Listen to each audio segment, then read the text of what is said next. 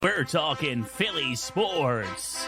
The Philadelphia Phillies are 2008 World Champions of Baseball. And New York sports. Ball game over. Yankees win.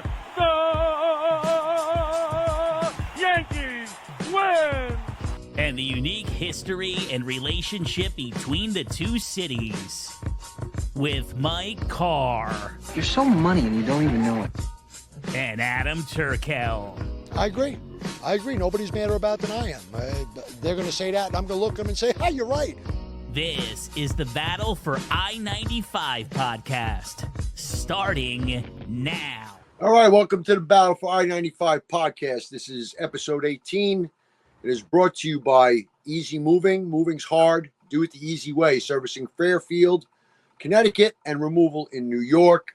I am one of your hosts, Adam the Turkel, and my partner is Mr. Mike Carr. And how are you today, Mr. Carr? Sick as a dog. That's not I good. Love it. I love the turnaround of the season. You got to get this out of your system, get it done and over with, and I'll make it until about March when it starts again. Well, you're breathing all that shit smog in Philly, so your body's built up a lot of resistance. I was up towards your neck of the woods as far as work this week, so that was extra smog. You got more smog to go with was your that smog. Ashbury Park? Oh, that's the shore. You got some fresh air. You went to the shore. Yeah. Okay. Look what happened. Well, before we get started, I just want to make note that today is September 11th. It is 23 years since the day that dreadful day happened.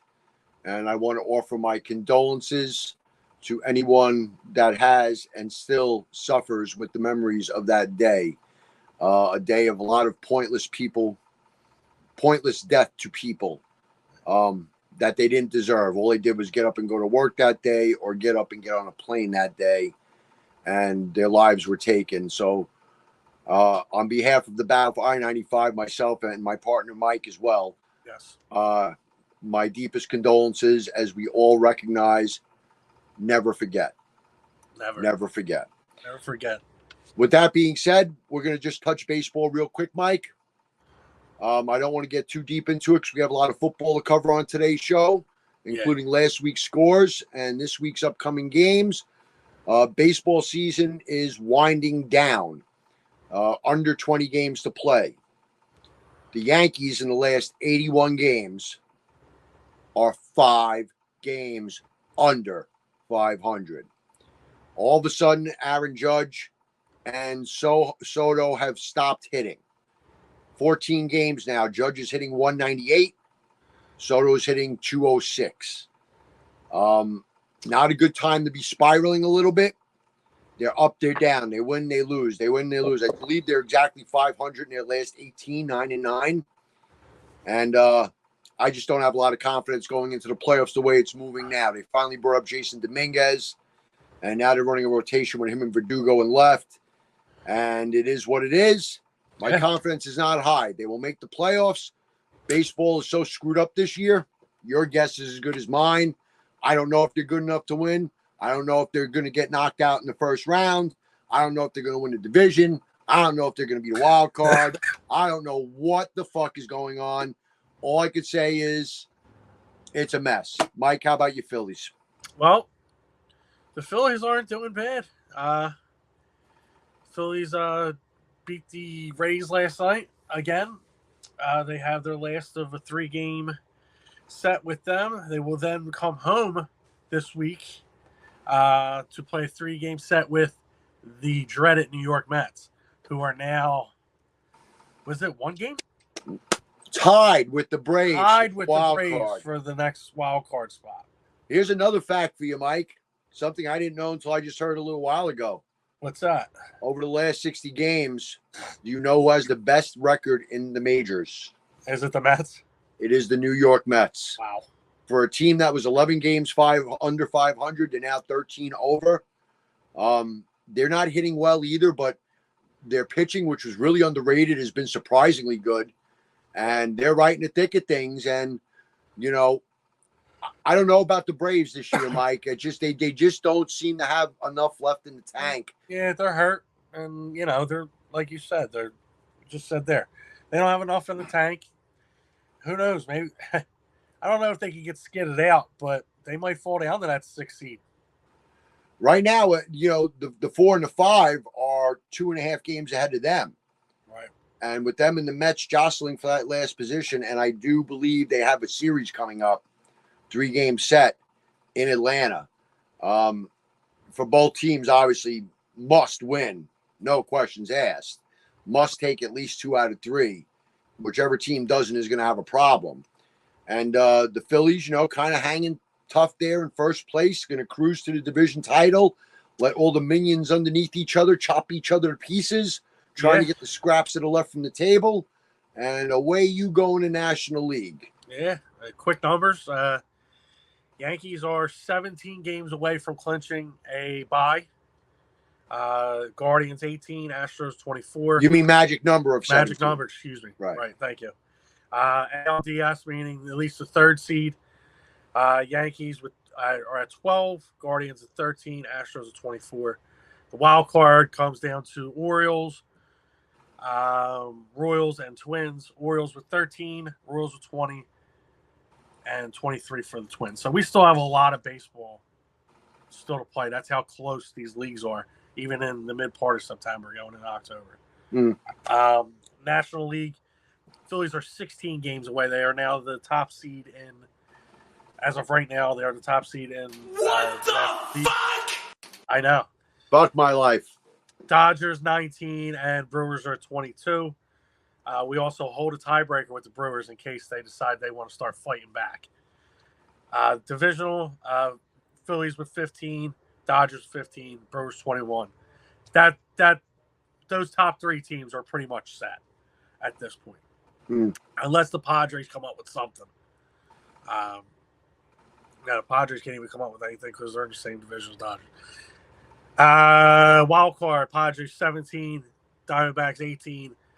Braves and Mets are at 20 games. So the Mets still, again, have some work to do to get to that spot. But with the Braves falling, who knows what can happen. And I think this October is going to be one to remember. Whether it's us sitting here at the end of October, joking around about who's going to win the World Series, or whether it's 2 shockers. It is going to be a crazy playoffs. Yeah, I agree. I think that it's as wide open as it's ever been on any given year, and we've already seen the emergence of wild cards winning World Series, 80-plus win teams. It really has become more of a crapshoot of who is hot. You got 2 hot starting pitchers, and you're going to give people problems. You're going to be a tough out. And, right. That's kind of where my hopes are with the Yankees. I'm hoping Garrett Cole becomes Garrett Cole again. The good thing that's been happening with the Yankees is Cortez all of a sudden is unhittable for his last 3-4 appearances. Luis Gil came back from the injury, lights out, looked like the old Luis Gil.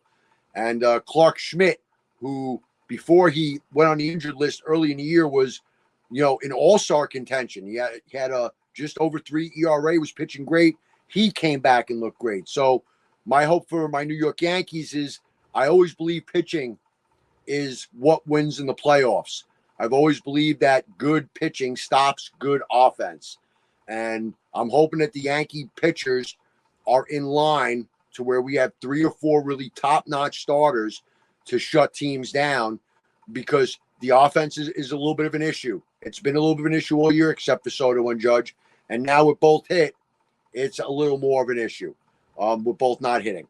So we'll see. Like you said, it should be exciting. We'll see what goes on. We'll see where we end up sitting. You're going to sit at the division. Which seed you get is the only question. My Yankees going to be anywhere from 1 to 4. It could be anywhere in there, so we'll see what happens with them and how they finish out. And away we go with baseball season. Yeah, and we still have Harper still hurt. And Harper's hurt. Right. So and the Yankees are getting healthy. I got the opposite happening. My team's getting healthy, which is my own guys that are dropping. But I also think that's kind of load management type stuff too. Like, hey, whoever has an ailment, say it now. We'll keep you out of the lineup for a little bit, because our bench is booming. The boys are booming. Yeah. So All right. Well, let's see what happens when we go forward. We got a lot of football covered to cover today, and yes, I we guess do. in order to do that, man, I really got to bring in. Oh, I was going to bring him in, but He left. you know what? He quit. He quit. And unfortunately, I'm going to have to hear some crap from him. Yeah. I played the role of Frank this past week in the NFL. Not you. Oh man, let Not me tell you, Thomas. I was looking at. I couldn't believe how bad it went for me. But without further ado, we're going to bring on Frankie Ravioli to join the football segment of the show. Welcome to the show, Frank. Good evening, gentlemen. Good evening, sir. What are you wearing there? A shirt that shows the amount of wins the Steelers are going to have this year? How many? Great. How many Super Bowls they'll have after this year? Oh, is that what it is? Oh, we're ready. I think it's So as I said, that's the number of wins you're going to have this year. You know, with your beloved Steelers. Stairway to 7. Stairway to 7. that's how many field goals you're going to need next week to win. Well, that's all they do is kick field goals. They, like I said, they remind me of the 22 Jets. all game. Yeah. This guy was texting us like they were fucking racking up the score. You would have thought that they were beating up on the Chiefs 35 You thought it was a 7. 50 bird up there. Yeah. The abuse that my team takes from both you clowns. You said Atlanta's going to manhandle him. We made fucking Kirk Cousins. Did you see him? He's ready to throw. He's like, oh my God. Fucking TJ Watt was in his face all day. But we'll get to that. We'll get to that. We'll get to that. We'll get to that. And Real quick, obviously, it is September 11th. Never forget, guys. never forget. Never forget. So we're going to go over the whole week. We're going to review it. We're not going to get to my game yet. I'm going to prepare for my abuse. First, we'll discuss our betting ventures, which one of my 2 survivors survived, and me and 10 billion other people got knocked out with the Bengals. Right. Taking the loss to New England, which is just mind-blowing to me. And I'll tell you what, Joe Burrow looked very average. Almost killed me in fantasy. Oh, so, you know, we'll talk about that when we get to that game. So, but I had nothing but bad luck. So the Jets don't cover. We'll talk about that. The toe.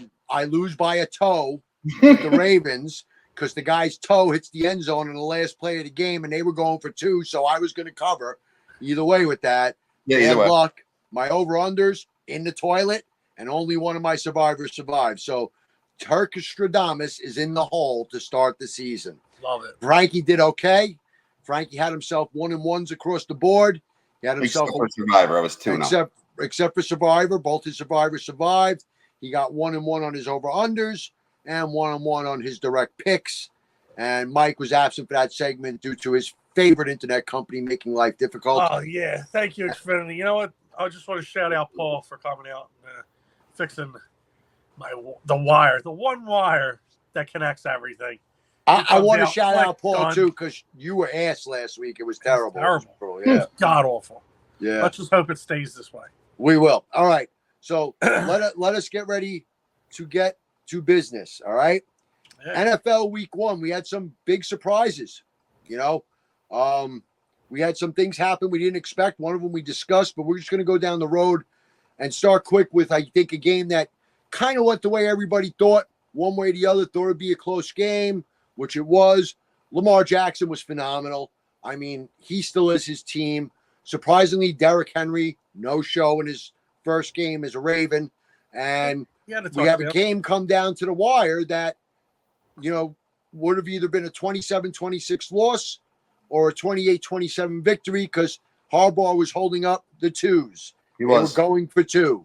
And after further review, the little nail of his pinky toe hanging off the corner of the edge of the shoe touched the line, and it's overruled. Ravens lose, Chiefs win. Thoughts on the game, quick? Well, you're talking about Derrick Henry. I think it was because of the system, because of the game. They were down the first half, so they had Justice Hill in most of the time, trying to throw the ball to him out of the receiving back, right? Yeah. So I think you'll see more of the Derrick Henry this week when they're home. They're a big favorite this week. You'll see Derrick Henry of old, but again, he's older. He's not going to get his 30 carries a game. He's going to get 20. I don't think they need him to be that way either. What do you think, Mike? Hold on, I'll bring up his stats right now because Don't go he crazy didn't on play- stats. Only a couple I minutes on won't. the But game. listen, he played a good game. He had about 47 yards and a touchdown. So I mean, that's using him half the time. It's one of those RPO type of offenses where he's going to pull the ball, and Derek's not going to be able to gain the yards that he usually does. And Yeah, but Lamar, part of that is Lamar because ran for of what, the like age. 120? 125, the most on opening day ever. He got their rushing yards. It's just a matter of who gets them. Yeah, Well, right.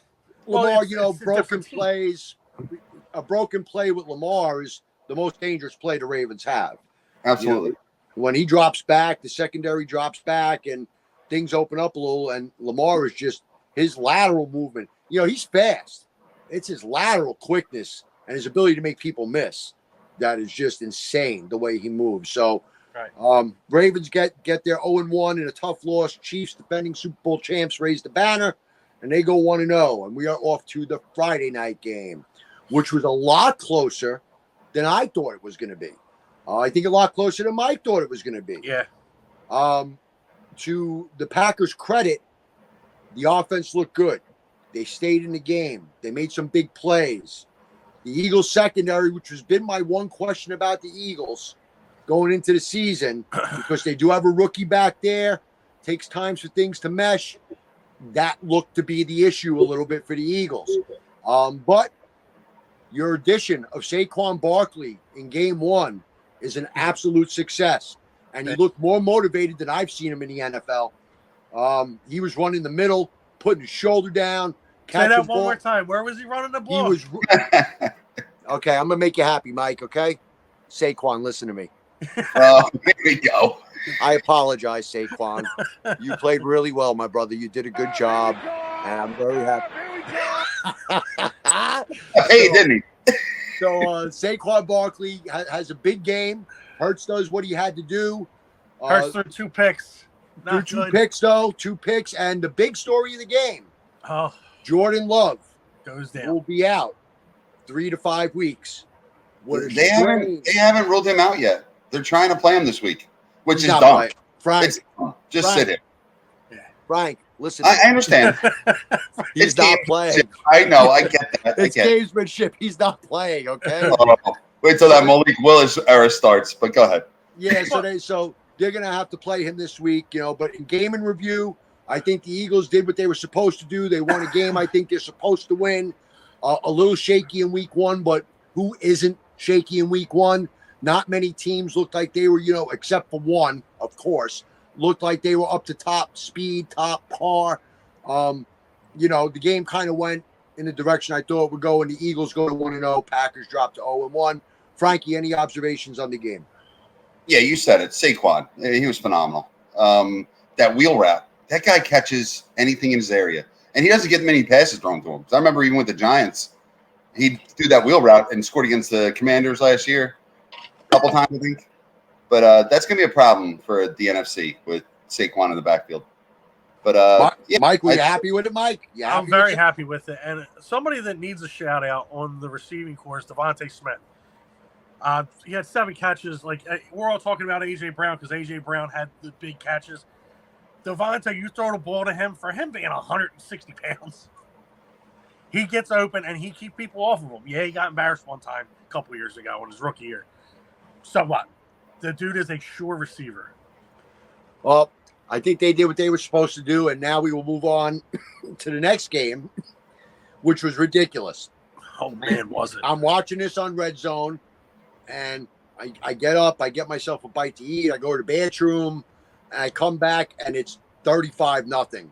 And I'm like, what the fuck? And I'm going to tell you something that I think we all know about Carolina. Oh, no.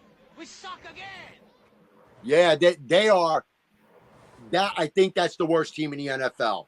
Absolutely. The score ends up 47-10.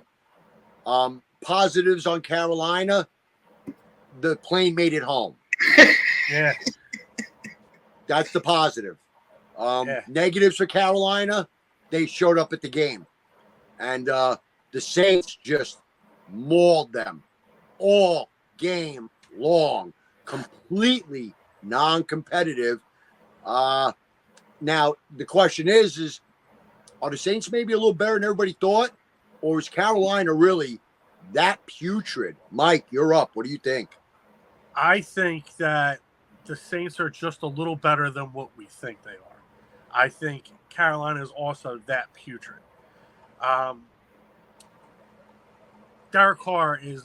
I don't think he's a bad quarterback. He just never really had the. He's middle of the road. He's He's a competent NFL quarterback. He's a guy that could start in the NFL, and he should be able to game manage for you. You should be able to manage the game around him. But Alvin Kamara is still Alvin Kamara. He's still going to be able to catch balls out of the backfield as well as still get the ball 15 to 20 times a game. But the Shaheed, he's looking to be the real deal too. Yeah. And Carolina just looked god awful. I mean, their defense was just paper mache. It was, and there was no part of special teams, all of it. It was a mess. Frank, what'd you see? I did hear something where New Orleans, I think, has the longest streak of winning on opening day. Yeah, they won like the last 6 or 7. 6 in a row. I think they're 6 in a row and 8-1 in the last 9 or 9-1 in the last 10. Like they prepare well for opening day. They have so much time to prepare for it. So that's their shtick. Okay, it gets real for them. They go to Dallas next week. But yes, I think they're a good team, and I think I picked them to win the NFC South. So, and they're going to compete. It's going to be them and the Bucks. Atlanta, I think, is down. But that's just me. Just my opinion. You barely beat them. Huh? You had to kick 6 field goals to win that game against Atlanta. That you tied a record that good for 6 field goals. We're not talking about my team yet. We'll get to my team. You're right. Okay, you're right. Yeah. But now, what's Giants? Throwing a blank. What's the quarterback of Carolina? Bryce what? Bryce Young. Yeah. No. Bryce Young's a defensive end, you clown. The quarterback of Carolina is it Bryce? Anyway, they made the wrong choice. His name's Bryce Young. Is it Bryce Young? I think it's Bryce Young from Alabama. Okay. All right. And he's just looking at the other quarterbacks who were drafted after him. C.J. Stroud. You'd rather have him. You'd rather have a couple others. So good luck, Carolina. Not good. Not good. No, not good. We'll move on to the next one, which to me was I didn't know what to think about this game, right? I thought going into it, and I think we talked about this, Giants are going to be a real good team, 6 winnable games. I thought this was one of them. Home opener, 100th anniversary, Lawrence Taylor's on the field, Carl Banks is on the field, Phil Simms is on the field. You know what the problem was this game? Daniel Jones was on the field. Yeah. that was the problem. And boy, this is now year 5 of the Daniel Jones experiment. And I'm sorry, he's just not it. And this Giant defense that was supposed to be decent made Sam Darnold look like Joe Montana.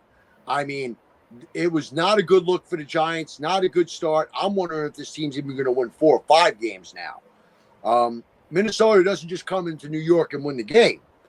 They come into the Meadowlands and mop the floor with the Giants by a final 28-6. A couple of things I take from this game. The Giants stink. I figured they were going to stink, but they might stink enough to get the head coach fired because, boy, wouldn't that be ironic if Bill Belichick ended up there next year? He loves that organization. you think I'm playing? He brings his girlfriend with him. Loves the Giants. You don't understand his love affair with the Maras. He loves the Giants. That's ironic. But another thing I got from it was this: Sam Darnold can be competent with a really good receiver, a decent coordinator, and a little bit of blocking.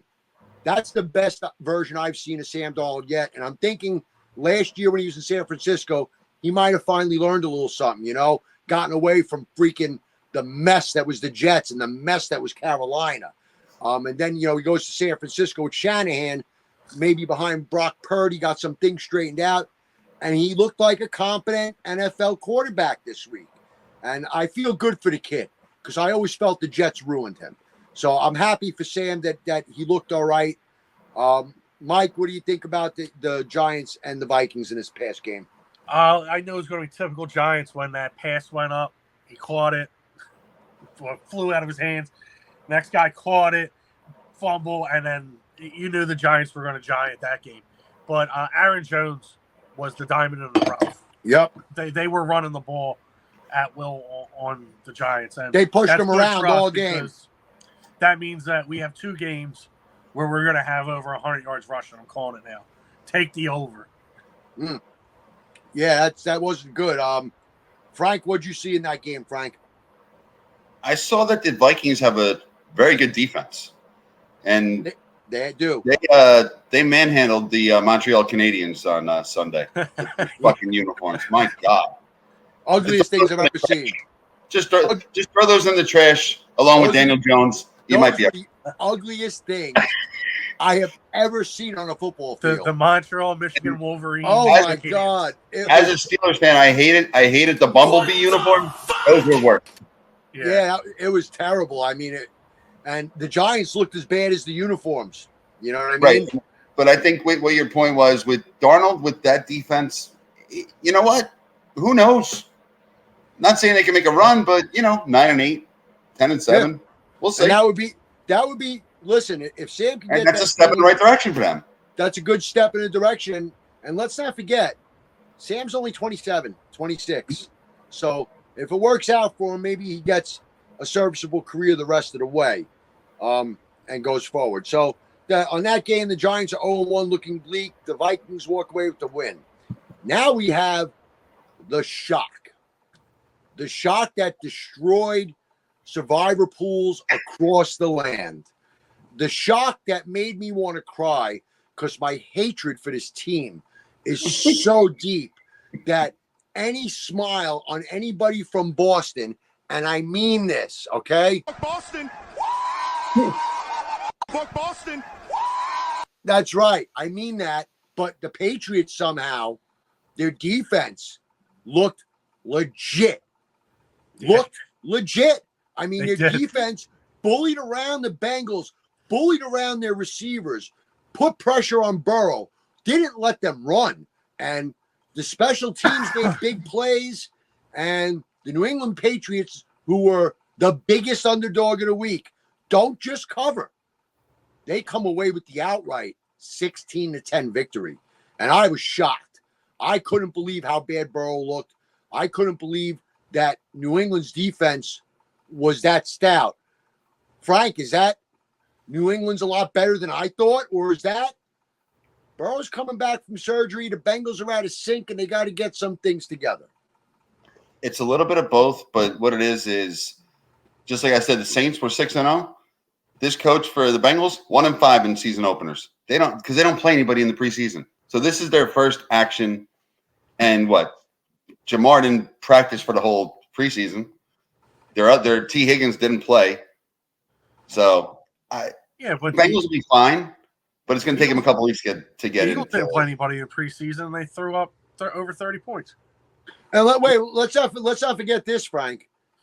New England has Jacoby Brissett, who's a journeyman at best, right? It's not like their offense lit it up. Their offense looked terrible. Their offense didn't look great. But the defense, I get what you're saying with the pressure was there. They were playing defense. 4-3 and outs to start the game. Yeah. And then you get turnovers, especially on the 1 yard line where the guy stripped it from him and recovered it, took it to the 20. Complete game changer. That's a 7-10 point swing, whatever. Yeah. Whatever you got out of it. Yeah. That's how upsets are happen. Right. Mike, what'd you see, Mike? What do you think of that game? Where I partially agree with Frank is the defense. You get 3 sacks on a guy who's recovering from a leg injury. That means you're hitting him a little bit more than, the 3 times that you sacked him. So they got the pressure on him. And he's shown, too, with pressure makes diamonds. I love Joe Burrow. I do think Joe Burrow's a great quarterback. But he's like the Peyton Manning. You get in his face, you hit him a couple times, it's it. It's over. You've already won the mental battle. He's actually never had a good offensive line. Like his offensive line. He's been beat up. He's been abused. He's been an abused foster child. Even the year that, that they went far, he got beat up getting it. I think didn't he get sacked 9 times in a playoff game? Yeah. Very possible. 9 times, I think it was against the Ravens, if I'm not mistaken. Okay. Might have been the Ravens. He got sacked 9 times, and they won the game. They won the game. That's They'll take amazing. it, and it's crazy. Smoking Joe's also proven in college too. When they get pressure on him, he gives the ball up. But I gotta agree with Frank. I think the Bengals, a lot of it is attributed to their Ross Burrow off the surgery, all that stuff. Maybe New England's defense is decent, and you put the two factors together with a couple of special teams plays, and what do you get? Turnovers too. Yeah. That's all part of it, and that's what you end up getting. So you end up with the Patriots 1-0. Fuck me, right? I don't think that'll last. And the Bengals 0-1. Yay for Frankie. All right, let's get to one of our first the barn in-house games. Ladies and gentlemen, let me tell you something, okay? This man talked smack all during the game. When he said to me, no texting, don't text me during the game. Yeah, I don't want to hear nothing. I don't want to hear about there's no open fields. You don't want to shut up, right? Don't say a word. Did I text you during the game? No. You'll get your turn. You'll get your turn. But he's acting like it's a big Super Bowl and his team is kicking 6 field goals. But the bottom line is this. The bottom line is this in the NFL. A win is a win is a fucking win. And the Steelers get the win, 18-10. The defense is shut down. And you know, Frank, I've told you the whole time, I've never questioned your defense. The defense is damn good. They were all over. Kirk Cousins couldn't do anything. Nothing. Secondary coverage, outstanding. Run stopping, outstanding. Very impressive for the curtain to put up that type of defensive performance. And that's really, Frank, for your team, what's going to have to happen all year. Absolutely. If you're going to win games. I agree. Yeah, if you want to get over those 4 that I said. What's that? If you want to get over that number 4, magic number's 3. What the fuck? All I have to say is TJ Watt. Best defensive player in the game. I don't care. The dude is awesome. Best rusher in the game. They threw a flag on him. He timed that so damn perfect. Or else the Steelers don't give him a touchdown. I'm going to disagree with you. I think you got to watch. I'm going to show you. Yeah, bullshit. But I'm not taking anything away from TJ. I said this to you earlier. I think he's better than his brother was. I think he's 2.5. Overall. It looks like an overall player, all over the field. I think he's better than JJ was. Right, and he's 2.5 sacks away from 100. Faster than JJ, he would be second, only to Reggie White. That's right, and that's impressive. That's company to keep there. Thank God for Chris Boswell. Mm. Kicking in dog. Yeah, the golden leg. Put that thing in ice, baby. I told you, need it a lot. You need that leg. All 18. I told you what they needed was. I'm a Justin Fields guy. That's who I want out of those 2. He did his job. Didn't throw any touchdowns. Didn't run any in. We got to get that. We got to break our cherry this week against Denver. Hopefully. He wasn't great. He wasn't great, but he didn't lose the game for you. He didn't turn the ball over. Right. But I also think so everybody with the go same 1-0. As you said, a win is a win. We'll take it. Everybody with that same stat line is 17 for 23 had over 200 yards, not Justin Fields. Oh, and I'm sorry. One more point on that game.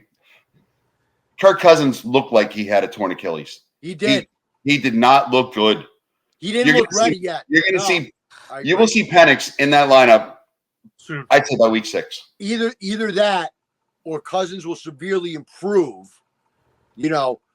Sometimes you come off an injury like that, it takes you a game or 2 to get your legs under you. He looks scared. But more than anything, that's what I was going to say, Frank, mentally, to get yourself mentally ready to trust what was done to fix you and not be afraid of getting hurt again. That could take a minute, So Kirk Cousins is a pro.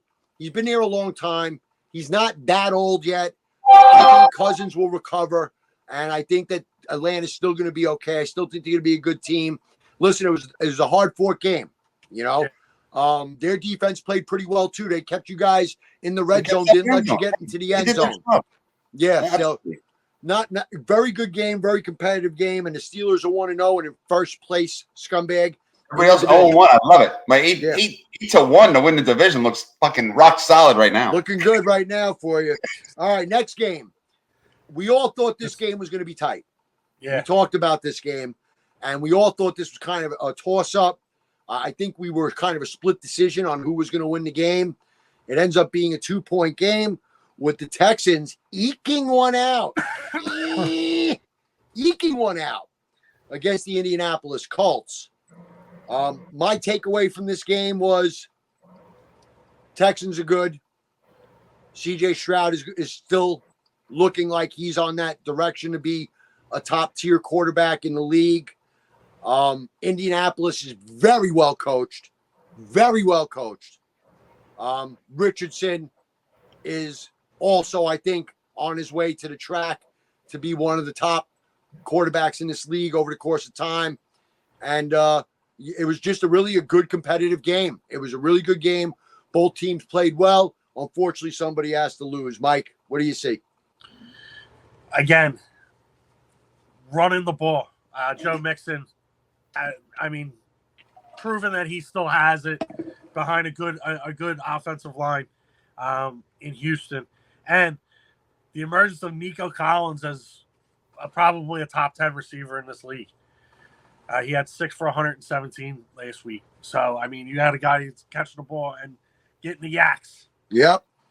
Yard after catch is everything in the league, baby. Yeah. Getting them yak yards. The Houston's going to be probably going to end up being a problem. And that's going to go against what I said. Right. Frank, what'd you see, Frankie? This stick. What do you got, Frankie? Yeah, that was a great game. I took the Colts to win that game, so I was incorrect. Like Mike was saying, Nico Collins, Stefan Diggs, Tank Dell, they're a problem down the road. And then I think I saw a stat: Mixon had 30 carries, over 5 yards a carry. He had a monster workhorse. game. That was some workhorse shit right there from Mixon. Yeah, but how about that throw by Richardson, that 65-yard touchdown? He's got the goods. I like Richardson a lot. And I heard a stat: he's only started 14 games in his career total. Yeah, 1 year in Florida, and then 2 games with the Colts or whatever now. Yep. So you want to hear what a quarterback does, Frankie? Frank, you want to hear what a quarterback does? Go ahead. 9 for 19 for 212 yards. He had under 20 passes and only completed under 10 passes and still had over 200 yards. Yeah. Well, and ran too. 65 yards. He had a 70-yarder and a 65-yarder. That's like 20-something yards per reception on average. You know, Right. You want to talk about chunk offense? That's chunk offense right there. Chunk offense. But again, 2 teams that are going to be competing in the division down there. AFC South, week 1, duke it out, and that's another wide open division. You know? It is. You got Jacksonville too. You got Jacksonville too, who we'll get to them, and away we go with that game. So the Texans go 1-0. The Colts go 0-1 in a tough loss, and now we get to one of the games that made me nauseous. The Cardinals come into Buffalo and take command of the game.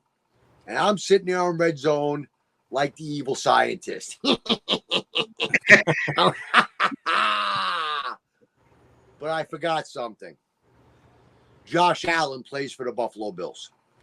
And Josh Allen, as much as I don't like him because he's in my division, is a hell of a player.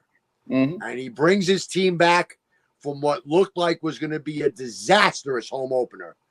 And they come away with the W and a solid 34-28 win. They were able to run. Josh Allen did Josh Allen things. They didn't seem to miss Stephon Diggs too much yet. Solid game.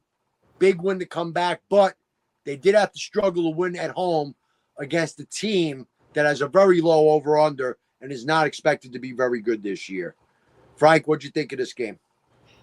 Yeah, I pretty much agree with you.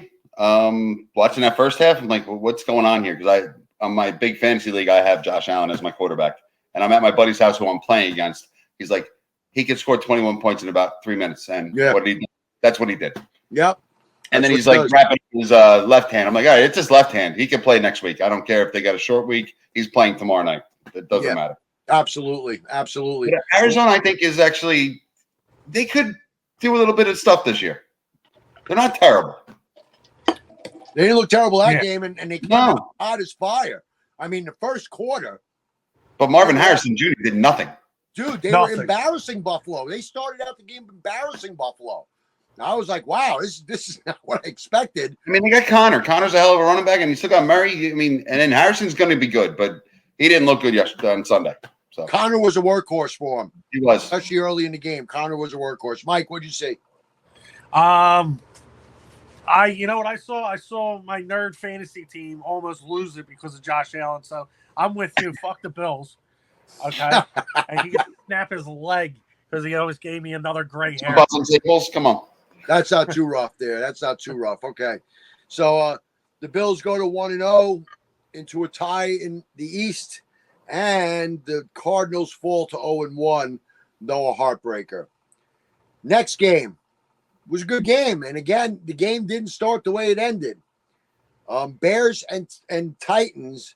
And in the beginning, the Titans, who, again, not another high win total team expected this year, started taking the Bears out to the woodshed early. And we're up 17-0. I was like, whoa, where's this Caleb that I saw the film on? Yeah. And then Caleb showed up. He showed up. And then Caleb said, okay, He showed up. let's play some ball. And let me tell you something. In the second half, Caleb Williams looked as advertised. He was under control. He wasn't too far ahead of himself. Made the plays he had to make. Made a couple plays with his legs. And Chicago comes back from 17-0, rips off 24 straight points, and wins the game 24-17. Mikey, what you got? Well, 14-29 for 93 yards is not good, but you know what they say. They don't ask how, they ask how many. Right. So they got the W. Good on them. They went against Will Levis, who the fuck's that guy? I mean, guy. Who the fuck's that guy? Tony Pollard looked good for the Texans. They were running the ball, but like you said, you can't come out. It's 4-quarter game. You got to play all 4 quarters. Right. You got to play all 4 quarters. You come out and you're just blanked in the fourth and the second half. You're not going to win games. You think about it, they put up a touchdown early in the second half. They probably put the game away. Maybe, yeah. But they couldn't get it done, and the Bears come storming back. Frank, what'd you think? Yeah, you said it was 17-0. I believe it was 24-7, and then he threw the pick 6. 7. Oh my God! You got to put your phone on silent. I know. So, I'm back. I'm good. $200 iPad, dude. Doesn't happen. I'm back. We're trying to talk about football here, Frank. I know, and fucking spam calls. Jesus Christ. You can do it! Get that old ass of yours in there. You can do it! All right, so I'll just keep going. I'll start all over. I think it was 24-7. We're still And then rolling. Will Levis throws a pick 6 where he It was like never- gets up it was and never knees 24/7. It was never 24-7. Levis threw the pick at 17-3. 73. Okay. 17-3, Levis threw the But pick. that changed the game. Like you're Changed up the whole ahead game. by 17 or 14. Bill Cowher doesn't lose games like that. You run the ball, you punt, make them beat you. And he wasn't doing anything to beat them yet. Mike, what do you think? I mean, we already talked about it. No, we did. Oh my God!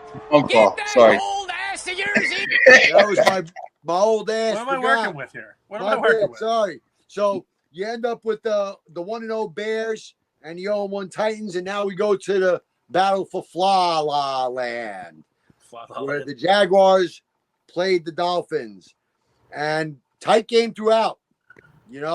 Back and forth game throughout. Miami made a couple big plays when they had to.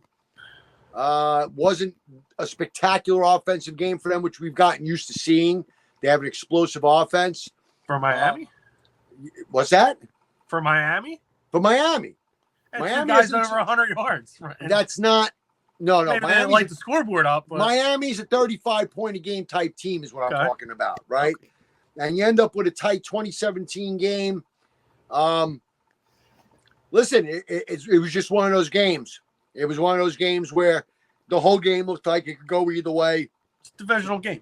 Like a divisional No, game. it's not a divisional game. It's like a divisional game. Right, because it's your interstate rival.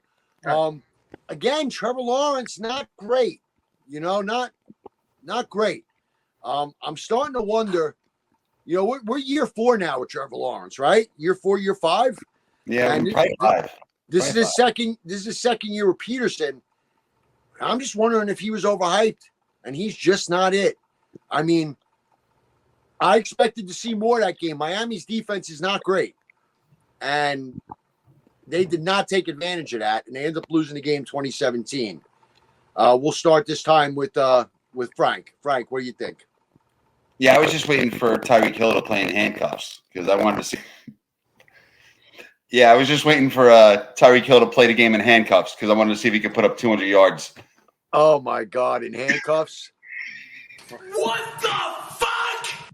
I want to apologize at this time to Tyreek Hill. The opinions other than of the Frankie score being Ravioli are not the opinions affiliated with this show. We didn't want to see you in handcuffs, Tyreek. Don't ban us. I got you in the first round in my fantasy league too. So yeah, you stay out of those handcuffs. Continue, Frank. Go ahead. Okay. Other than the score being 35-32, instead it was what 20-17, I think it was. It was 2017. It was low scoring. Yeah. Low scoring. Yeah. I'm not sold on Trevor Lawrence either. Like you have weapons on that team. Now Etienne looks like the real deal. He's a good player. I agree.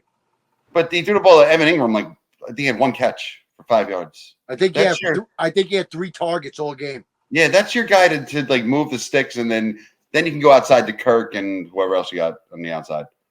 But I expected Miami to win, but I thought it was gonna be a higher scoring game. Mike, what do you think? Sadly, might be eating my own hat saying how I thought Trevor Lawrence was going to be one of the better quarterbacks in the league when he got drafted. It's not looking good. I mean, if Doug Peterson could turn Carson Wentz into a MVP caliber quarterback, And Nick Foles into a god, and Nick Foles into a Super Bowl MVP, which Nick Foles had it to begin with. He always had it. I might be eating my hat on this one. It did not look good at all, but it was, like you said, it was a interstate rivalry, kind of like the Eagles and the Steelers. We don't like them; they don't like us. Jets, Giants, same type of deal, right? Yeah, I can't say the weather because it was 100 degrees down there. They're used to that shit. They play in this all the time. Both teams playing it. And Trevor Lawrence played at Clemson in the SEC and the ACC games. All those games are in hot weather. There's no excuse. He's got to step up and do better. And if not, then he needs to start looking to either get a nice seat on the bench or another team. Well, I still think he's a starting caliber quarterback. I just don't think he's going to be what he was like. They were talking about him like Peyton Manning, you know? I know. And that's just, I don't see no glimpse of that. I don't like, even when Manning was 1-15, you saw the glimpses of what Peyton could become. And by year 3, he was dominating, and it just doesn't seem, whoever's phone that is, blow it out your ass. Sorry. It just doesn't seem to can't put it on silent, huh? Just doesn't seem to be happening. So you end up with the Dolphins 1-0 in my division. Yay me. And the Jaguars go to 0-1. And now we move on to a game that was more competitive than I thought it would be. Shocker. You end up with the Broncos dropping it to the Seahawks 26-20. But I thought Seattle was better than that because I'm going to be honest with you. Denver has a rookie quarterback. He's not supposed to be able to do that yet, but Bo Nix didn't look bad. Bo Nix looks like he could play in the league, Mike. Yeah, and you know what? Denver's defense didn't look bad at all. They got after it. Excuse me, sorry. Patrick Surtain was just shutting guys down. And it didn't. It wasn't easy for Seattle. I thought this was just going to be a train wreck. So did I. I thought it was going to be like 26-10. Right, 28-10, something like that. Yeah, 31-14. Now Bo Nix was moving the ball. He had 2 picks. But I mean, we'll see what comes out of that. Well, the picks are going to be there, but I picks are liked gonna be there. what I liked was he looks like he can read defense. You know, Minus 2 picks, yeah. he made a couple of mistakes. He's going to make rookie mistakes. There's no getting around that. Right. But I did like his pocket presence. I did like he looked like he was under control. He didn't look rattled at any time. Even after the picks, he didn't look rattled. Frankie, what did you think about Bo? Well, he played 700 college football games, so I think he's got the experience. But I thought he looked good for a rookie. Not a bad game. And you have Sean Payton, probably one of the top 3 coaches in the NFL. I don't know if you agree or disagree with that, but he's I'll up say there. top 5. I'll give top 5. Yeah, but he's up there, so he's going to have game plans to keep them in games, and they have a good defense. I was shocked because I thought it was going to be they win by 6. I thought they're going to win by double digits, but good eye. Yeah. Now they face that steel curtain next week. So sorry, Dan. Oh my! Can't wait to throw the drop 50 on. Oh my God! Bonus might cry next week, but go ahead. One other quick point. One other quick point. It's week 1. We are overreacting to a lot of this stuff. Watch week 2. A lot of things change. That's our job to overreact. And I get that. I totally get it. It's controversy. We're Seattle's big people in the 1-0, media. Denver's 0-1, and we move on to a game that went the way I kind of expected. And the reason I expected it, and I said it when I made the pick, was the Harbaugh brothers are 2 of the best coaches in the National Football League. And even though Jim has been out of the NFL for a minute now, coaching college, I expected nothing less than him to outcoach Antonio Pierce and his team to be more prepared. And that's what San Diego looked like. They looked like a better prepared team. Their offense looked good. Herbert looked good. They were able to run the ball some. J.K. Dobbins had a monster game. Yeah, had a monster game. And the Raiders, Devontae, are you listening to me? It's time to get out of there and come home to Aaron, because it's not happening for you this year. It's going to suck there. Gardner Minshew is not it for you, and you know it, brother. So go into the GM's office and tell him, make it happen. I want to go to the Jets. But with that being said, the Raiders did not look good at all, Frank. No, they didn't. And like you said, Harbaugh's a great coach. Their running game looked phenomenal. Herbert's going to get his numbers. The only problem is he doesn't have receivers. So it's like he's got to make do with what he has. And I did hear that Devontae went into the office and he said, well, I just watched the Monday night game. Can you send me to San Francisco? Wow. All right. On to you, Mike. All right, then. Well, No, thanks for with taking that- my job, Frank. On to you, Mike. With that being said, and I'm going to have to change the lighting in here soon. Excuse me. Harbaugh went into Herbert's ear and said, listen, we're not going to be that 300-yard a game guy. We are going to run this ball. We're going to own this clock, and we will own games. And that's exactly what they did, because they had 2 guys with over 10 carries. I mean, Edwards only had 26 yards, but J.K. Dobbins with 135 yards. Yeah, he had a monster game. Monster day. But that also shows how bad the Raiders' defense is. Besides Max Crosby, he's the only player on that defense. The only Right. player, back and Crosby's dynamite. Absolutely. But he doesn't have, Right, as a group, they're not good. right. No. I agree. And the Raiders, I think, are going to be one of the worst teams in the league this year. And someone picked them as a dark horse, not me. The only dark horse they are is what the I horse, did. The I only did. horse, the only dark horse they are is what's getting pooped on the ground as the horse walks by. Dark Horse might be a strip bar in Vegas. I don't even Yeah, know. could be. For the horse's ass. And we'll put that one away. Chargers go 1-0, Raiders 0-1. Next game surprised me. It really did. Cleveland's defense was the best defense in the league last year. There were not many changes on that defense. I did not expect Watson to be Watson from Houston, but I know they can run the ball. I know that they can, Chubb, all that good shit. And Dallas loses guys. They signed CD Lamb last minute, like desperately. Zeke Elliott is the starting running back, which alone, that alone just made me say, What the fuck? you know, but Dallas goes into Cleveland and throttles them. 33-17, controlled that game from first drive on.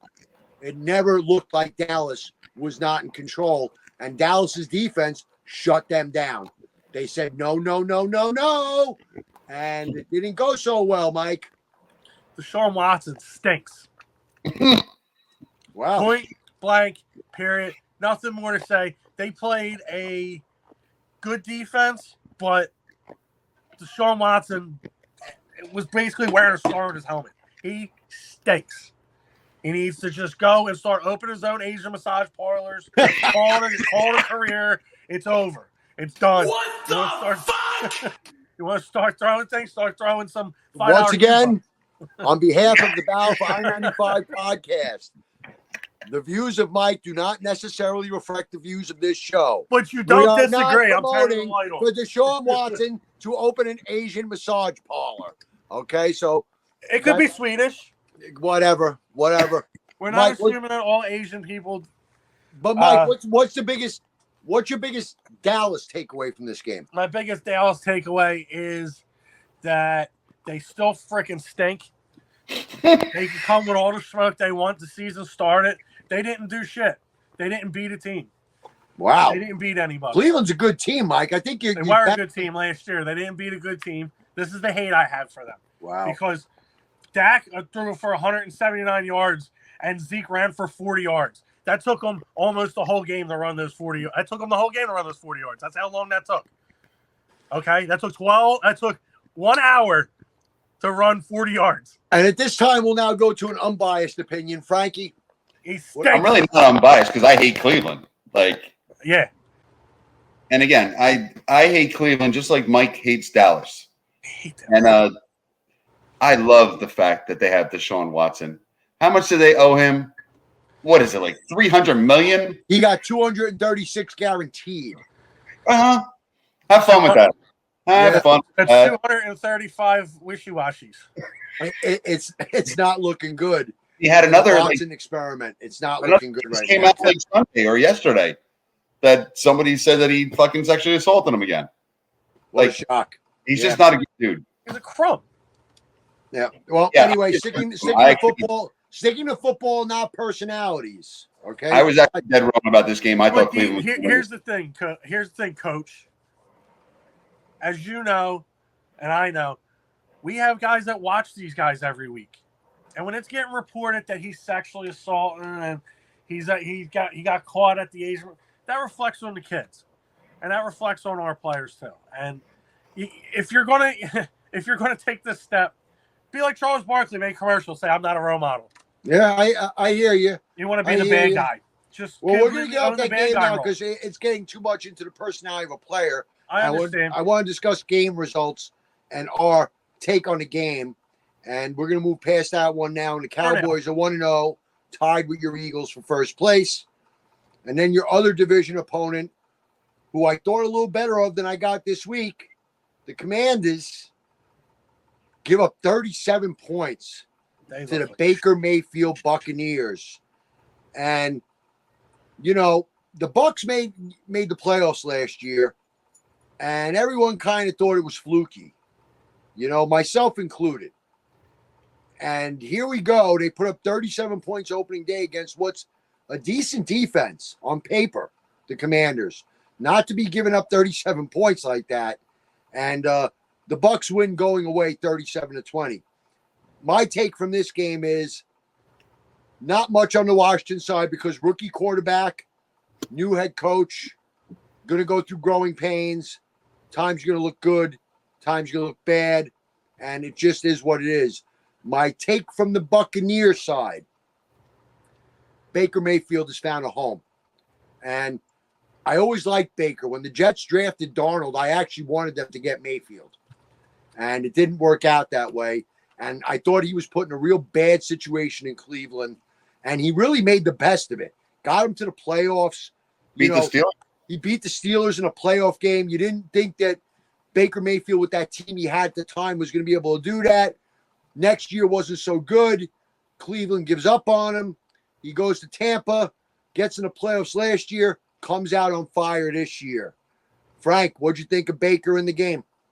Right. Didn't last year he come to Tampa without knowing the playbook and play on a Thursday night and I think almost won. I don't remember, but it was the year before when he got traded. The year before. Okay. Yeah, last year he got the full year, and the year before he got traded, like right at the deadline, week 10, whatever it was. Didn't know anything, just went in and kind of improvised off the skin of his balls and was able to play. Won the game. I don't remember, but anyway, every time you watch the Bucks, they win 13-10, 16-10. They got an offense now. They're scary. Mike Evans had a big game. Mike Evans, and then you got a dual running back, basically. You still got the other wide receiver. Chris Godwin. Godwin. He had an even better game. Yeah. Yeah, and I mean, and the rookie actually didn't do bad. I think he ran one in and threw one. But again, he's going to take his lumps. He's a rookie. They're not going for it, but their defense is not good, Washington. Which is surprising because I thought on paper it was a decent defense. And no, actually, I don't think it was this year coming in. I thought it was. Did you actually look at the roster? You're just guessing. No. They were actually, because they've been getting rid of the defensive players. I think Pro Focus Football, if I'm not mistaken, had them ranked middle of the pack defensively. 15, 16. Actually. But either way, I didn't think on opening day, when offenses are supposed to be rusty, defense is ahead of everybody, that they were going to give up a 37 spot, and that's exactly what happened. Mike, what do you think of the game, Mike? Poor play calling on Washington's part, and that's not even me being biased. I don't hate the Commanders. I hate the Redskins. So,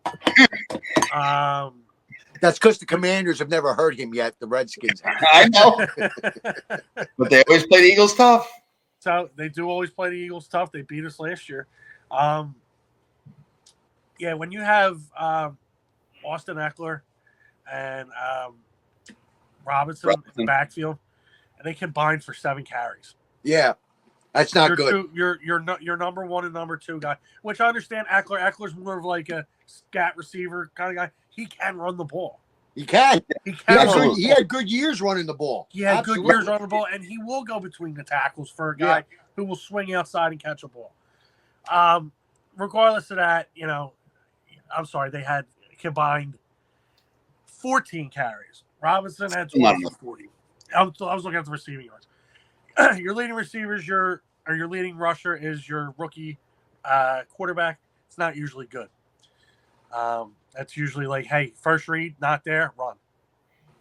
So we'll see. Baker Mayfield is looking like you said, he found a home, and they have a good offense over there. And they can score points. They're going to score. I think they're going to be able to score points. And, I kind of doubted them going into the season, and that game raised my eyebrow. I was like, whoa, what do I see here? And Todd Bowles, I'm going to give the man a shout out here. His first go around as a head coach with the Jets, he was emotionless. He was annoying.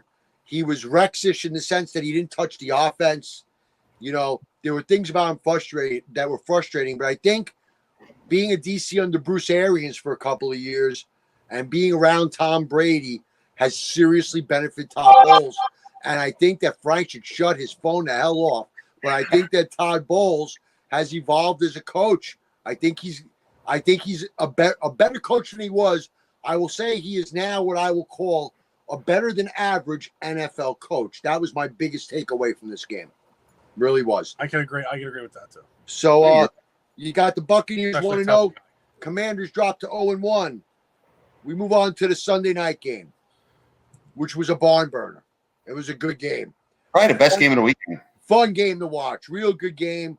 You got the rematch of the playoff Ram-Lion game, the rematch of Stafford against the Lions and Goff against the Rams, their former teams. And the game delivered as advertised, goes to overtime. The Lions, who are still looking like a very good team, unless they hit that bad luck patch, end up winning it going away a little bit. Not winning it going away, in overtime, putting in a touchdown, making sure they stick it in. Don't give the Rams a chance to answer at all, and you end up with the Lions being 1-0, and the Rams with a tough 0-1 loss. Frankie, what'd you think of that game? I thought it was probably the best game of the weekend. And it's a rematch of the playoffs last year, and then I guess the Lions have another rematch next week against Tampa Bay. Against Tampa, yeah. Yeah, so who knows if they play San Fran the week after that, because that would be all three of them. Right. But the Lions, their defense wasn't as good as it looked last year, but the Rams have a good offense. They got all of a sudden Cooper Kupp looks like, everyone was talking about Puka, and I know he got hurt. Cooper's like, yeah, I raise you. I see your Puka, but I raise you Cooper Kupp. I'm still the guy. So they're going to be good too, I think. I think both of those are playoff teams. It was a fun game to watch. And just like you said, it got to overtime. Rams were exhausted. Yeah. They looked spent. They looked spent. Like I agree with that. Every play was like 15 yards. They just ran, and then touchdown. Game over. Mike, what'd you think of that game? Unfortunately, I didn't get to see it, so it was all through highlights and stats.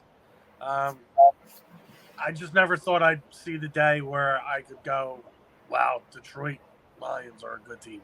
They're a good team. They are a good team. They're a well-coached team. They're a well-disciplined team.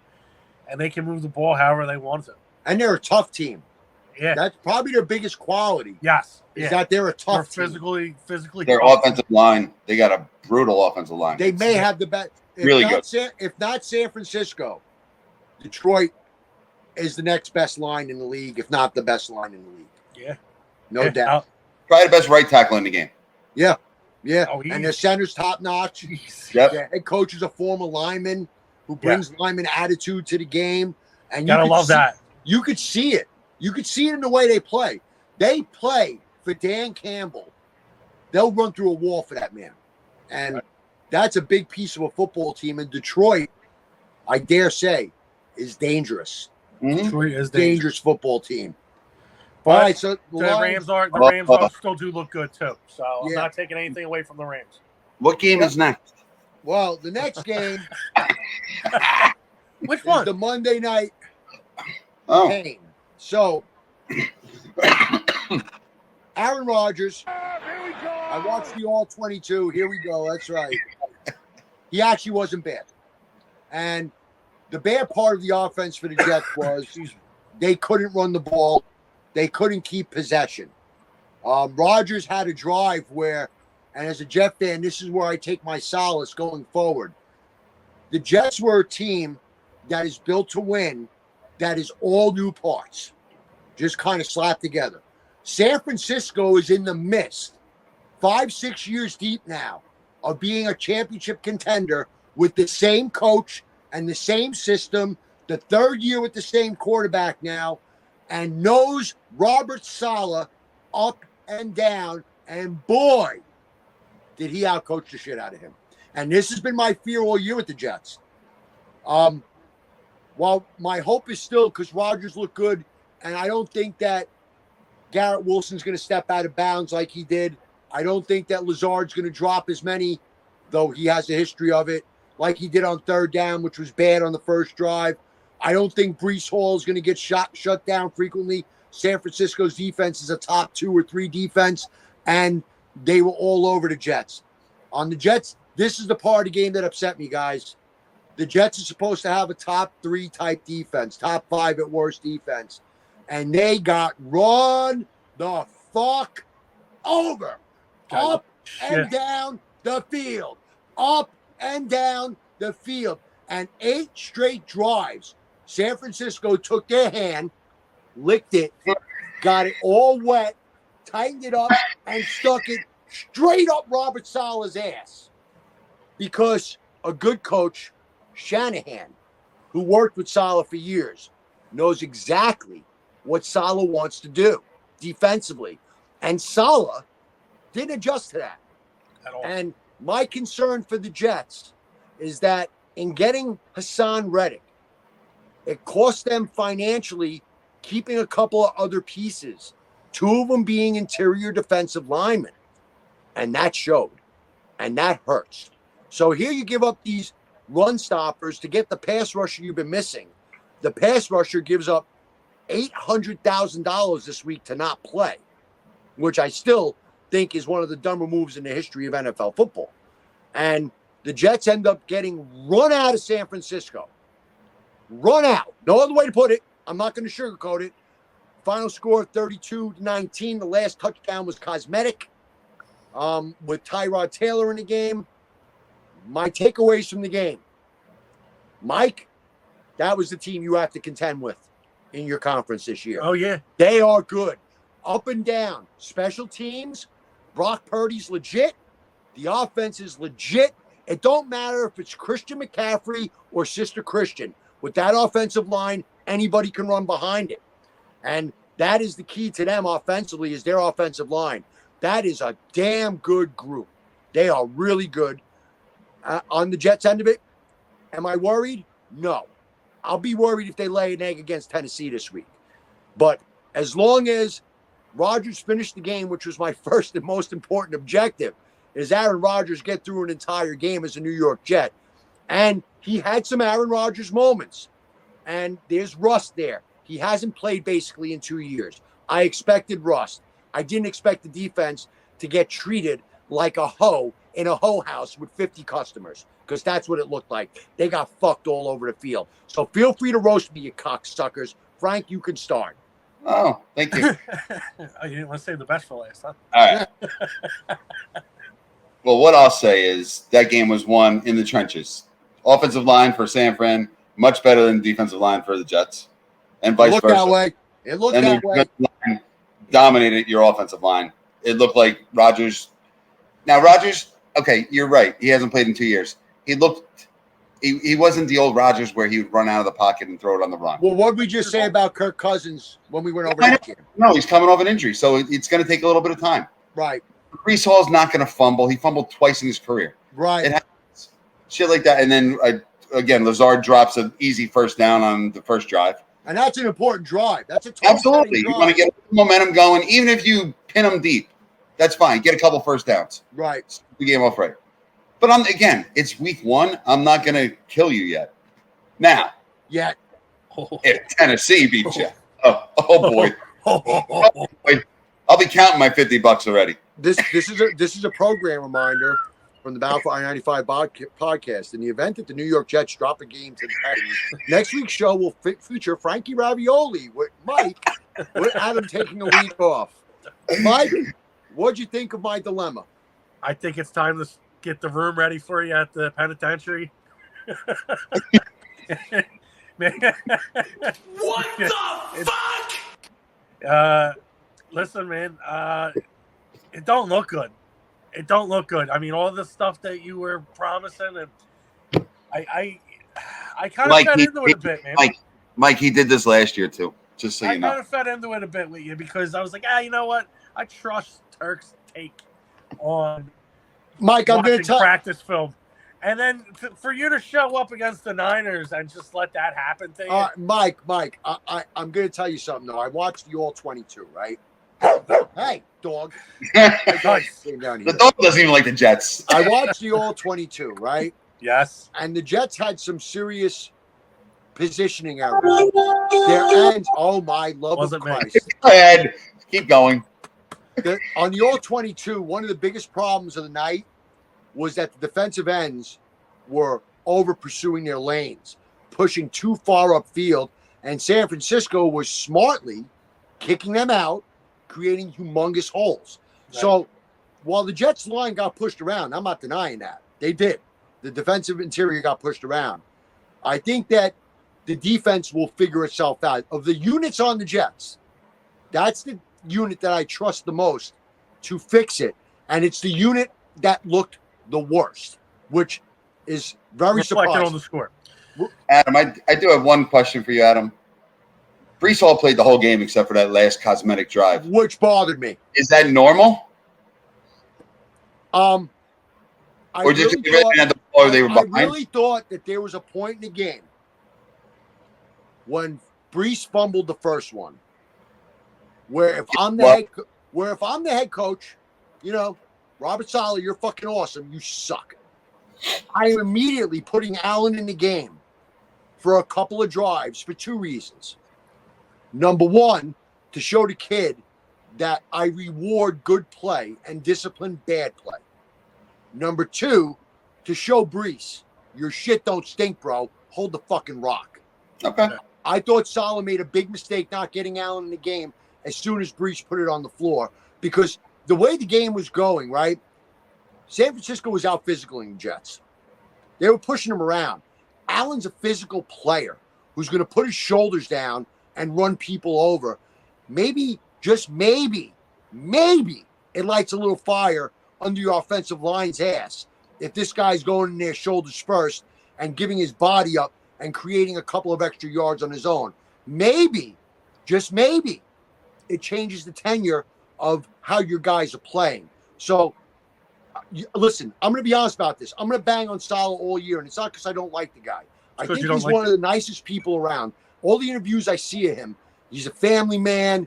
You know, he's a good dude. He's charitable. I don't want to slander his name as a human being, but I seriously question his ability to be a head coach because of things I see that I would do. And, you know, I'm not an NFL coach.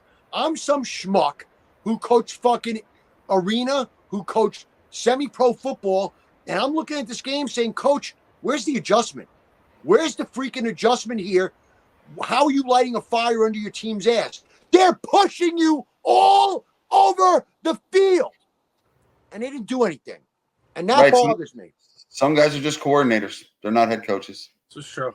But lastly, before we get into next week, I just have one question for you, though. Playoffs? Don't talk about it. Playoffs? You kidding me? Playoffs? Playoffs? Don't talk about it. Oh, boy. Well, I'll tell you what. It is what it is. Jets are 0-1. San Francisco's 1-0. The question. What? You deflected the question. That's okay. I ain't talking about playoffs. He'll answer it next week. We'll answer it next week after the Tennessee. All right. Well, now we'll move on to the next week. Let's move on to week 2, guys, because we're already running late on time here. We're going to pick for these. Just give a pick. Let's go. Bills Dolphins tomorrow night in Miami. Until otherwise proven, I'm taking the Bills. Frank. I got the Bills. Mike. Dolphins. 49ers Vikings. No brainer to me. We got the lines or no? I'm taking the Niners. I don't have the line. What's the line? It's like 6.5. All right, hold on. They don't have. You're supposed to have this ready, Mike. Yeah, they don't have them in order. 6. I'm definitely taking the Niners, giving 6, no doubt. I'll take the Niners too. I think this. I'm going to disagree. I'll take the Vikings with the points, but the Niners win. A reminder to the audience: crack kills. Fuck off. Okay. So now we got the Seahawks at the Patriots. I think that's also 6. 3.5. Oh, 3.5. 3.5. Live, direct right now. And that's the Seahawks as a favorite, right? Yes. And I'm going to take the Patriots. I got Seattle. I think the Patriots were a fluke. They can't score. I'll take the Patriots because it's a 10 o'clock game for Seattle. All right, so I'm lone wolfing on that one. The battle of the basement, Giants Commanders. I didn't like what I saw from the Giants. What's the line on that, Mike? Pick them 1.5. Taking the Commanders. Yeah, let's go with the Commanders. Let's sweep the board. Okay, yeah. That's a clean sweep. We all think the Giants are going to be midgets. Giants going to win, so go ahead. This game, I don't even think that they should get on the plane. Chargers at Panthers. What's the line, Mike? 6. Chargers, I'll give the 6. Panthers stink. Yeah, I might even go in there and give them more for the bet. I'll take the Chargers. I agree, but I could see the Panthers covering, but Chargers win that game. But I'll go with Chargers giving 6. Saints Cowboys in Dallas. Home opener for Dallas off a big win. Saints coming off a blowout of the Panthers. Saints are going to find out everybody's not the Panthers. Dallas is probably, I'm going to assume, giving 3.5, 4.5. A lot of 6.5. Is that much? 6.5.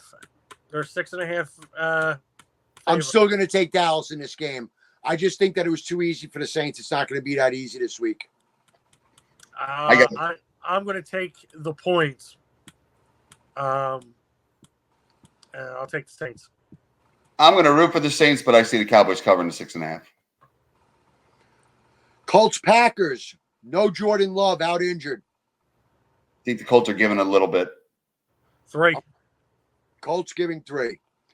Yeah, I'm going to take the Colts. Yeah, I'm going to take the Colts, though. I mean, Colts. I think that's just going to be an outright win. Clean sweep. This is an interesting one. Browns, Jaguars. What's the line? Browns, Jaguars. Why don't they put these in order?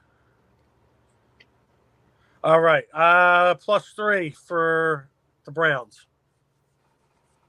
It's at the Jaguars? Yeah. Okay. All right. This is actually a tough one. But I think the Browns are better and they're going to recover. I'm going to take the road team. I'm going to take the Browns in this game. I'm going to take the Browns, too. I think the Trevor Lawrence just isn't good enough. I'm going to lone wolf it. I'm going to take the Jaguars, but probably just because of my hatred for the Browns. Look at you. They sure do. First step is admit we have a problem. Jets at Titans. What's the line? 3.5 you're giving? 3.5. Taking the Jets, giving the points. I think they recover from playing San Francisco. I don't think the Titans are that good, to be honest with you. And if the Jets have problems this game, I'm going to have a really bad year. I think it's going to be a good game. I'm going to take the Titans, but I don't think they win. I'm actually with Mike. I'm going to take the Titans, but they lose by 3. Haters! No, we gave you a win. I gave you a win. Buccaneers at Lions. Playoff rematch. Bucks. What's the line? 6, I believe. It's 7.5. Give me my 7.5. I'm taking the Buccaneers. I think they're going to win outright. 7.5. I'm going to take Detroit. Yeah, 7.5 is begging you to take the Bucks. The Lions win by double digits. Wow, we differ on that. Okay. Yeah. Raiders, Ravens. That's got to be a big line. 9.5. 9.5. Ravens. I like the Ravens to cover because the Raiders can't score points. Where the frig is it? I'm going to have to learn how to navigate this better. Sorry for the delay. We'll go with the 9.5. Frank, what do you got? 9.5. Ravens cover that. Ravens win by 30. There we go. This has 4.5. No, it's not 4.5. It's 4.5 right here. Where's the game at? No, in Baltimore. Wrong. Yeah, there's no way they're 4.5. Yeah, that was wrong. That was the wrong game. Sorry, I just saw Raiders pick. I'll take the 9.5. Okay. Rams Cardinals, interesting game in Phoenix. I think what's the line? Small favorites. What's the line? I thought I saw Cardinals 1.5. Cardinals are the favorite, really? I believe so. One. I got one here. All right, so we'll say one. I'm gonna take the underdog. I'm gonna take the Rams on this. I must have a dog. Yeah, that line's shady. I'm going Cardinals. I'm gonna go Rams.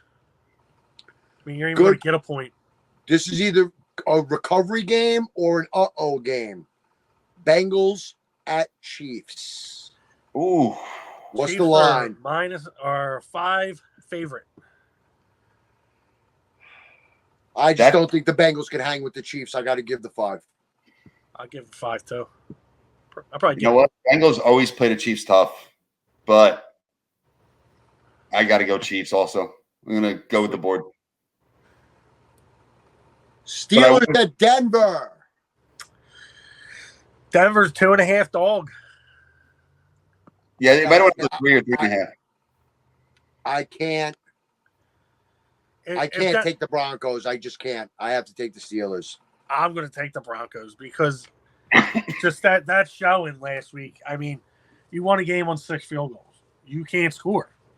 Honestly, the stats say to take Denver because Tomlin is 1-4 against Denver in Denver, I believe. But you got to beat this team. You got to run the table in the beginning of the season, especially when you get to the Jets in Week 7. So I will take the Steelers. Okay. Next we got Bears Texans. That's Sunday night, right? Sunday night game, yes. 6, I believe, 6.5. 6. 6. Bears are a 6-point dog. I'm going to take the dog in this game. I still believe in Caleb Williams figuring it out. I'm going to take Houston and lay to 6. I go with Mike. I take the 6. Give the 6. Boy, you guys are against me a lot. Not I'm going again.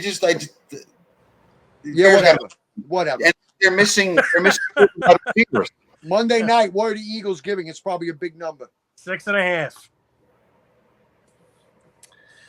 The Eagles have a bad habit of playing down to their competition. Oh, I can't do that. I'm gonna take the 6.5 in the Falcons. I think the Eagles are gonna win the game, but I don't think it's gonna be that easy. I agree. I'm going to take the 6.5 too. And Oh, Mike's gonna hate me. I think the Eagles given the 6.5. I think they fucking. You already look. Game over, man. Game over. I just lost my bet too. Dude, I don't think it's gonna be close. I watched Atlanta play last week. You guys should kill them. Yeah, but you know what? You got some kick from over 60 yards. First few weeks in the NFL, Frank. First few weeks. I know. You just don't know. We don't kick field goals either, Frank. We go for it on 4th down. Yeah.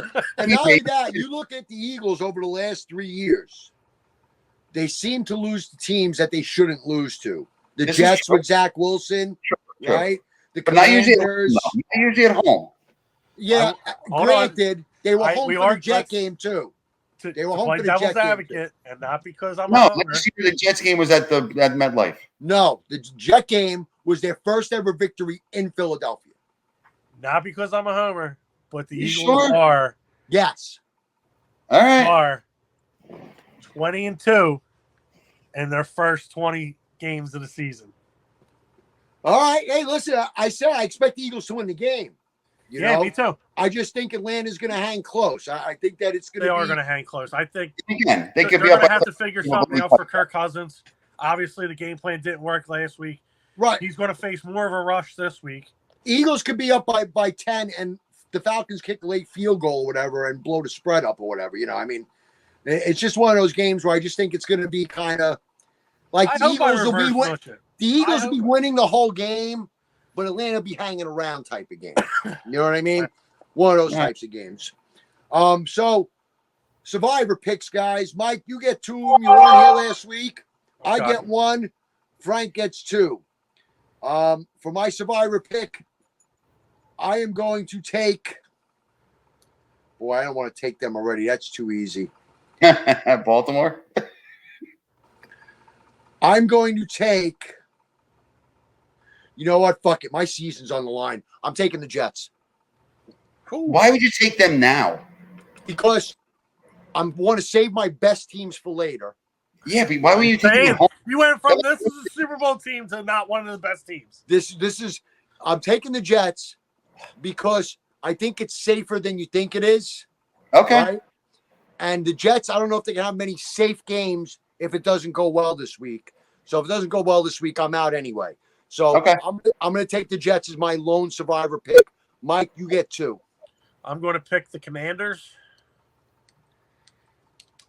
and Rams. Frankie? I got the Ravens and the Eagles. You're going to burn out the good teams early, huh? You guys will be knocked out by week 3, and I'm in. I win. All right, so that's our Survivors. Let's do we have any over-under numbers up? I have all the things still up. All right. Over-unders. Let me get some info here. Are you talking about the game or are you talking about Well, you got to pick 2. You got to pick 2 games. Over-under. You want me to give you my 2 while you're looking at them? Sure. All right. I have, and this is going against the trend, I got the Steelers over 36.5 in Denver. Crack. Because they got to score some fucking touchdowns. And then my other one is another over, probably the biggest one of the weekend. Detroit, Tampa Bay, 51.5. I got over. Those are my 2 overs. Okay. I'm going to take the over on the Bills Dolphins. Tomorrow night. Okay. Tomorrow night. 49-ish. I think that's 49.5 or 50. Yeah, I think it's 49.5. Sounds good. And I'm going to take the over on Eagles Falcons. Okay. I'm too going to take the over on Eagles Falcons, and I'm going to take the under on Detroit and Tampa. Going Okay. against me. Okay. All right. Now we're going to take two picks with the spread that we specifically want. And again, I'm putting all my fucking pennies in the jar. I'm going to take the Jets, giving the points, and I'm going to take the Bucks getting the points. Okay. Okay, I'm going to take the Rams, who we're only getting one, Mm-hmm.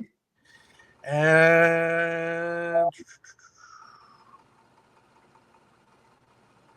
I'll take the Niners -6. Frank? I got the Bills tomorrow night getting 2.5. I believe it's 2.5.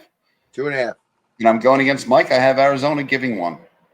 There you go. We got a head-to-head there. All right. Unless they win by 1, then we push.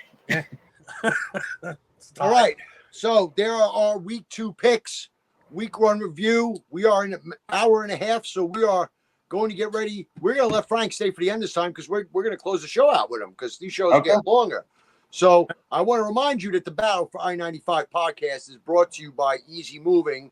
Moving is hard. Do it the easy way. Servicing Fairfield, Connecticut. Removal in New York. I am the Turk. That is Frankie the Lowlife. That is Douchey Mike from Philly. And we are saying goodbye until next time. Go Jets. Go Steelers. Go Birds!